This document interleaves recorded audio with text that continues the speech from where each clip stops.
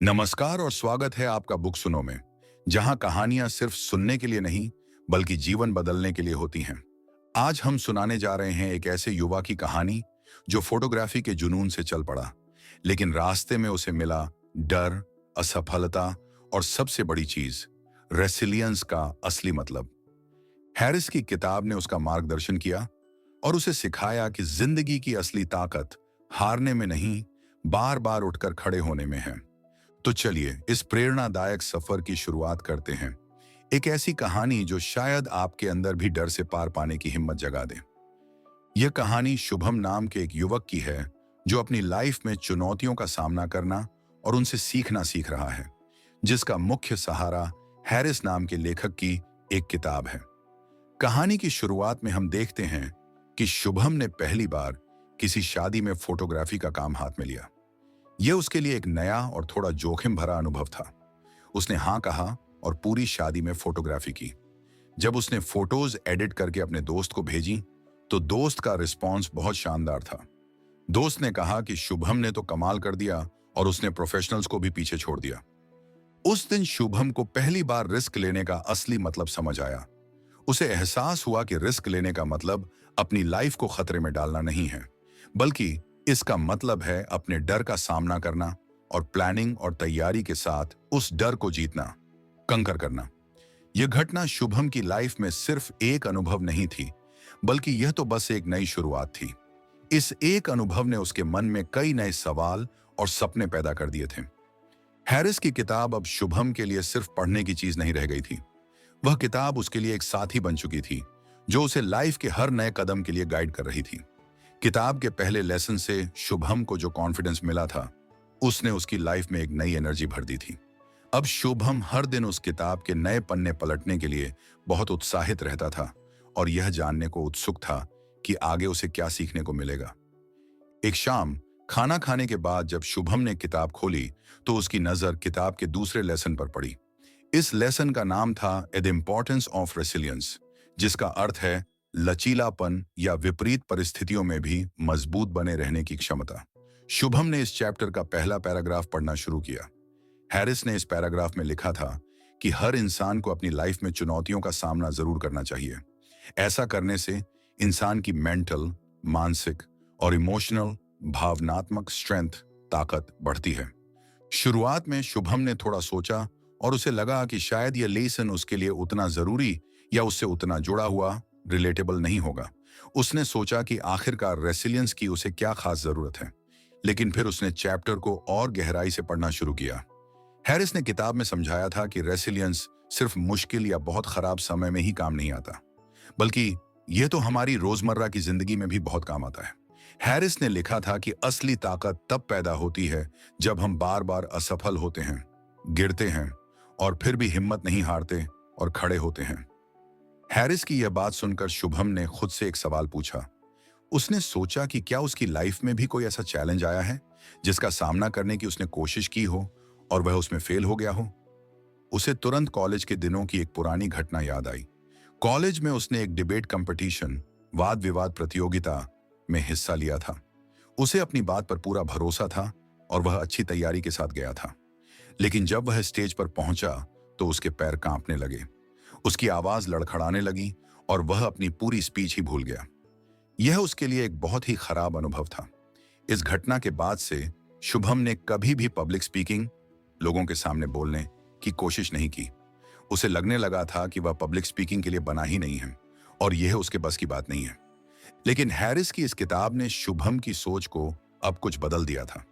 उसने किताब में पढ़ा कि असफलताओं से डरकर भागने के बजाय हमें उन असफलताओं से सीखने की कोशिश करनी चाहिए। हैरिस के मुताबिक यही चीज हमारे आत्मविश्वास को बढ़ाती है और हमें मजबूत बनाती है। अपनी बात को समझाने के लिए हैरिस ने किताब में एक पर्वतारोही, पहाड़ पर चढ़ने वाले की कहानी शेयर की थी। उस पर्वतारोही ने कई बार ऊंचाइयों पर चढ़ने की कोशिश की थी, लेकिन वह बार बार असफल हुआ था। हर बार गिरने के बाद वह और भी मजबूत बनकर खड़ा हुआ और उसने दोबारा कोशिश की। आखिरकार अपनी लगातार कोशिशों और हार न मानने वाले रवैये के कारण उसने पहाड़ की सबसे ऊंची चोटी पर पहुंचने का अपना सपना पूरा किया। पर्वतारोही की यह कहानी पढ़कर शुभम को बहुत प्रेरणा मिली। उसने सोचा, अगर वह पर्वतारोही ऐसा कर सकता है तो मैं क्यों नहीं। इस कहानी ने उसे एहसास दिलाया कि असफलता अंतिम पड़ाव नहीं होती, बल्कि यह सीखने और मजबूत बनने का एक मौका होती है। शुभम ने तुरंत अपनी डायरी खोली और 2 लक्ष्य लिखे। पहला लक्ष्य था पब्लिक स्पीकिंग में अच्छा बनना है और दूसरा लक्ष्य था हर हफ्ते एक नया चैलेंज लेना है। ये लक्ष्य उसकी नई सोच और रेसिलियंस की दिशा में पहले कदम थे। अगले ही दिन शुभम के ऑफिस में एक मीटिंग थी।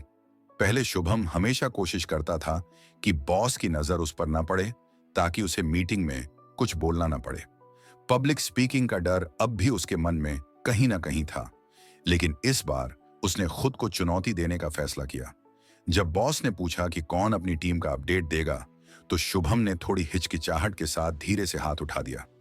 उसे देखकर मीटिंग में सभी लोग थोड़ा चौंक गए। शुभम खुद भी उस समय बहुत नर्वस था। उसके हाथ पसीने से भीग रहे थे और उसे कॉलेज की असफलता याद आ रही थी। लेकिन शुभम ने मन ही मन हैरिस की बात याद की। हैरिस ने कहा था कि डर को फेस करो, सामना करो। अगर आज फेल हुए तो अगली बार बेहतर करेंगे। इस विचार से हिम्मत जुटाकर शुभम ने अपनी बात रखना शुरू किया। शुरुआत में उसकी आवाज थोड़ी धीमी और शायद थोड़ी कांप रही थी, लेकिन जैसे जैसे वह बोलता गया, उसका आत्मविश्वास बढ़ता गया। वह धीरे धीरे कॉन्फिडेंट हो गया और अपनी बात स्पष्ट तरीके से कह पाया। जब उसने अपना अपडेट खत्म किया, तो बॉस ने मुस्कुराते हुए कहा, good job Shubham, that was clear and precise. Boss की यह तारीफ सुनकर शुभम को बहुत अच्छा लगा। उस दिन शुभम ने पहली बार यह महसूस किया कि असफलता का डर अक्सर हमारी कल्पना में ही ज्यादा बड़ा होता है। असल में जब हम खुद को उस डर का सामना करने देते हैं, तो वह इतना मुश्किल नहीं लगता जितना हमने सोच रखा होता है। यह अनुभव उसके लिए बहुत महत्वपूर्ण था। किताब में हैरिस ने रेसिलियंस को समझाने के लिए एक बहुत अच्छी उपमा, एनालॉजी का इस्तेमाल किया था। उन्होंने रेसिलियंस को एक मसल, मांसपेशी की तरह बताया था। जैसे मसल को बार बार इस्तेमाल करने से वह मजबूत होती है, वैसे ही रेसिलियंस भी चुनौतियों का सामना करने और असफलताओं से सीखने से मजबूत होता है। शुभम ने हैरिस की इस एनालॉजी को दिल से समझ लिया था। उसे एहसास हुआ कि अगर उसे सचमुच मजबूत बनना है, तो उसे बार बार अपनी कंफर्ट जोन से बाहर निकलना होगा। इस समझ के साथ शुभम ने खुद को छोटे छोटे चैलेंज देना शुरू किया। एक दिन उसके दोस्त अर्जुन ने उसे ट्रैकिंग, पहाड़ों पर चढ़ाई या पैदल यात्रा के लिए बुलाया। शुभम को ऊंचाइयों से बहुत डर लगता था। पहले तो उसका मन हुआ कि वह अर्जुन को मना कर दे, क्योंकि यह उसकी कंफर्ट जोन से बहुत बाहर था। लेकिन फिर उसे हैरिस की बात याद आई। हैरिस ने कहा था कि कंफर्ट जोन हमें कमजोर बनाते हैं। उन्होंने सलाह दी थी कि अपनी ताकत को पहचानना है तो कंफर्ट जोन से बाहर निकलो। हैरिस की बात मानकर शुभम ने अर्जुन के साथ ट्रैकिंग पर जाने का फैसला किया। ट्रैक का रास्ता आसान नहीं था। कहीं पर बहुत खड़ी चढ़ाई थी, तो कहीं पत्थरों से भरा हुआ संकरा रास्ता था। चढ़ाई करते समय एक जगह आकर शुभम का डर फिर से हावी होने लगा। उसके पैर कांपने लगे थे और उसे लग रहा था कि वह कभी भी गिर सकता है। उसका पुराना डर वापस आ गया था। लेकिन तभी उसके दोस्त अर्जुन ने उसे समझाया। अर्जुन ने कहा, देख, अगर गिरने का डर है तो पूरी ऊंचाई को मत देख। उसने सलाह दी कि बस एक एक कदम पर फोकस कर, बस अगले कदम पर ध्यान दे और उसी को सही से रख। अर्जुन की यह बात सुनकर शुभम ने धीरे धीरे चढ़ाई जारी रखी। उसने वाकई में अर्जुन की सलाह मानी और सिर्फ अपने अगले कदम पर ध्यान दिया। उसे महसूस हुआ कि हर कदम उठाने के साथ उसका डर थोड़ा कम होता गया। जब शुभम ऊपर पहुंचा और उसने चारों तरफ का खूबसूरत नजारा देखा, तो उसे ऐसा लगा जैसे उसने सिर्फ पहाड़ ही नहीं, बल्कि अपने डर को भी पीछे छोड़ दिया हो। यह अनुभव उसके लिए बहुत शक्तिशाली था। ट्रैक से वापस आते वक्त उसे यह गहरा एहसास हुआ कि रेसिलियंस का मतलब सिर्फ फिजिकल स्ट्रेंथ, शारीरिक ताकत नहीं है, बल्कि यह तो असल में मेंटल स्ट्रेंथ, मानसिक ताकत भी है। उसने सोचा कि अगर उसने बीच रास्ते में डरकर हार मान ली होती, तो वह कभी भी उस चोटी पर पहुंचकर उस अद्भुत और खूबसूरत नजारे को नहीं देख पाता। यह अनुभव रेसिलियंस के महत्व का एक जीता जागता सबक था। अब शुभम की सोच पूरी तरह से बदल चुकी थी। वह हर छोटी या बड़ी चुनौती को डर की बजाय एक अवसर, अपॉर्चुनिटी की तरह देखने लगा था। उसने अपनी फोटोग्राफी के जुनून को और भी गंभीरता से लेना शुरू कर दिया था।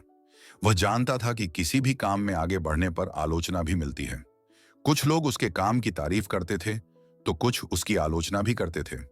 पहले वह आलोचना सुनकर बहुत परेशान हो जाता था और उसका आत्मविश्वास डगमगा जाता था। लेकिन अब उसने हैरिस की किताब से मिले ज्ञान का उपयोग करना शुरू किया। उसने आलोचना को व्यक्तिगत रूप से लेने के बजाय उसे एक सीखने का मौका मानना शुरू कर दिया। वह आलोचनाओं से अपनी कमियों को समझने और अपनी फोटोग्राफी को बेहतर बनाने की कोशिश करने लगा। कुछ महीनों बाद एक बहुत बड़ा फोटोग्राफी कॉन्टेस्ट होने वाला था। इस कॉन्टेस्ट में देश भर के कई नामी और प्रोफेशनल फोटोग्राफर हिस्सा ले रहे थे। जब शुभम ने इसके बारे में सुना तो उसे लगा कि यह उसके लिए अपनी प्रतिभा दिखाने का एक बेहतरीन मौका हो सकता है। लेकिन साथ ही उसके मन में यह डर भी आया कि इतने बड़े और अनुभवी फोटोग्राफरों के सामने वह शायद टिक नहीं पाएगा। यह फिर से एक चुनौती थी जिसने उसके आत्मविश्वास को हिलाने की कोशिश की। लेकिन इस बार शुभम ने अपने डर को खुद पर हावी नहीं होने दिया। उसने तुरंत हैरिस की किताब के दूसरे लेसन एड इम्पोर्टेंस ऑफ रेसिलियंस को याद किया। उसे याद आया कि कैसे रेसिलियंस हमें मुश्किलों का सामना करने और असफल होने पर भी दोबारा खड़े होने की ताकत देता है।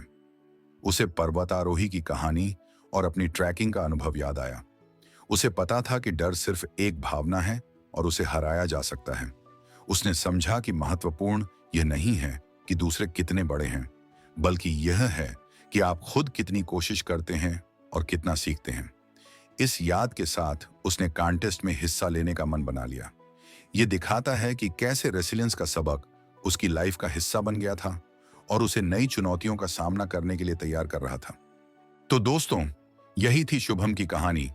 एक साधारण लड़का जिसने हैरिस की किताब से सीखा कि असफलता अंत नहीं, बल्कि एक नई शुरुआत का मौका होती है। उसने सीखा कि डर को हराने के लिए बहादुरी नहीं, बल्कि तैयारी, निरंतरता और रेसिलियंस की जरूरत होती है। अगर आप भी कभी किसी चुनौती से डरें तो याद रखिए, डर हमारी सोच में होता है, हकीकत में नहीं। हैरिस की तरह हम सबकी जिंदगी में कोई ना कोई ऐसी किताब या सीख जरूर होती है जो हमें गिरने के बाद उठने की ताकत देती है। बुक सूनो में हम ऐसी ही कहानियां लाते रहेंगे जो आपको न सिर्फ प्रेरित करेंगी बल्कि जीवन जीने का नया नजरिया भी देंगी। अगर आपको यह कहानी पसंद आई हो तो जरूर सब्सक्राइब करें और दूसरों को भी सुनाएं। अगली बार मिलेंगे एक और कहानी के साथ। तब तक याद रखिए, किताबें सिर्फ पढ़ी नहीं जाती, सुनी भी जाती हैं। यहाँ बुक सुनो पर।